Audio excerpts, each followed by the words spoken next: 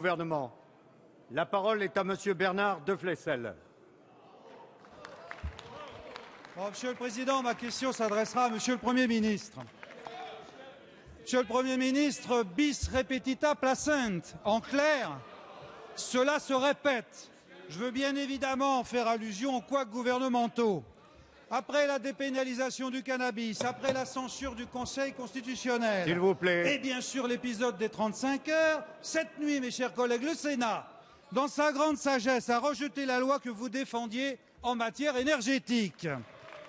Les sénateurs de tous bords, de droite comme de gauche, ont eu raison. En effet, cette usine à gaz mettait à bas un héritage du Conseil national de la résistance, mes chers collègues.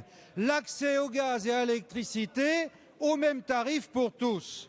Je rappelle que ce texte était avec feu la loi sur le logement, la raison même de la session extraordinaire du Parlement cet été.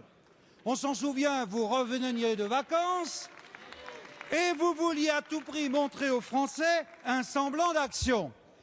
Et voilà le bilan. La loi sur le logement censurée et la loi énergie rejetée. Ne minorez pas, Monsieur le Premier ministre, ne minorez pas ce qui vient de se passer. Nous entendons les Français, mais aussi les députés de votre propre parti. En effet, le président PS de la Commission du développement durable, excellent par ailleurs, qualifie même dans la presse ces jours-ci la vacuité du discours du président de la République sur l'environnement. Je cite, un discours pour rien. Ce couac montre que la majorité présidentielle se délite. Elle se délite même à grande vitesse. En effet, ce matin même, mes chers collègues, ce matin même, la loi d'orientation des finances publiques a été aussi rejetée en commission au Sénat.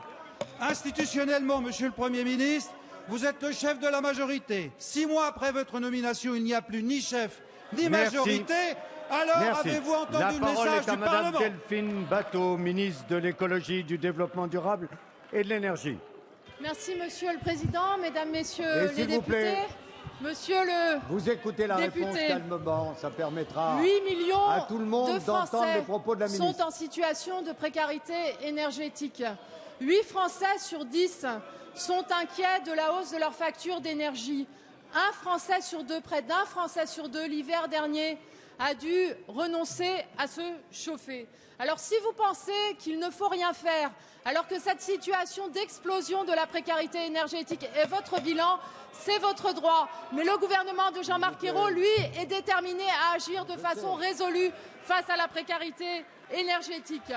La proposition de loi votée et présentée par le groupe socialiste, républicain et citoyen et présentée par le président de la Commission des affaires économiques, François Brottes, propose d'étendre les tarifs sociaux de l'énergie. Et je vais être très concrète.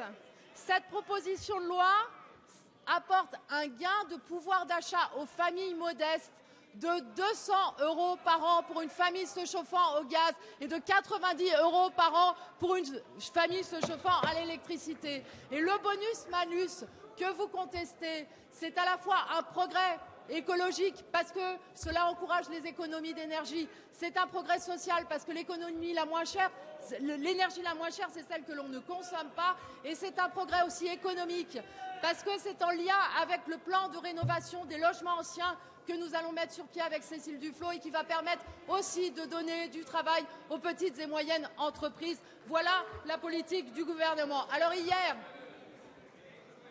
il s'est formé une majorité de circonstances au Sénat. C'est un obstacle, mais le gouvernement est déterminé à faire aboutir cette réforme. Je réunirai dans les jours qui viennent les sénateurs et les députés qui ont travaillé sur ce texte pour parvenir à un compromis entre l'Assemblée nationale et le Sénat, parce que c'est une réforme de justice sociale.